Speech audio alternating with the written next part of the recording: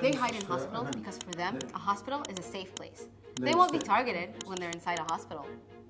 Indonesian hospital, Kamal Adwan Hospital, Sheikh Hamad Hospital, Rantisi Hospital, Al-Shifa Hospital, and Al-Quds Hospital. What do all these hospitals have in common? Well, let's break it down. I know 16 employees in the hospitals, a doctor, a nurse, a paramedic, or clerks, who also have different positions in Al-Qassam. For decades, Hamas has strategically placed terrorist infrastructure around sensitive civilian areas, such as schools, kindergartens, and mosques.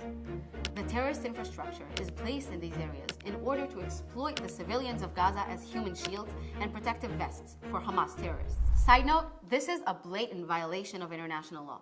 By taking advantage of the IDF's commitment to the laws of armed conflict and international humanitarian law, Hamas's presence in hospitals is meant to ensure optimal protection for terrorists during times of war. However, terrorists aren't just hiding there in plain sight.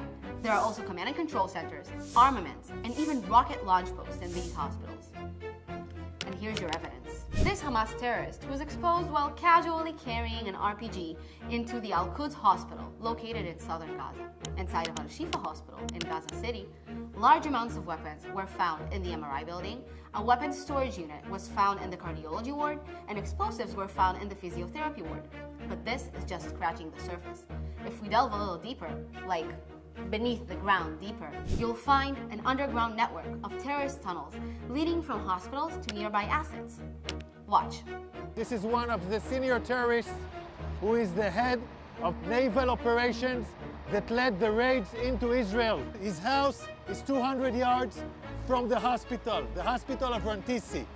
Next to his house, there is a tunnel. The tunnel is let down more than 20 meters down. A door that is bulletproof, it's explosives proof, so it looks like a clear evidence that the hospital direction is connected. This is Rantisi Hospital, and this is the place where I showed you the tunnel. I want you to see. However, the real harm being inflicted on Gazan civilians stems from the effects of secondary explosions. Hamas continues to launch rockets from within hospital grounds despite knowing that their rockets are likely to fail mid-launch, further endangering the lives of patients and hospital staff altogether. Hospitals have become a keyword in this war solely because Hamas have made it that way. As long as Hamas holds a presence within hospitals across Gaza, so will our forces. For the safety of Israeli and Gazan civilians alike, the IDF will continue to operate to dismantle Hamas.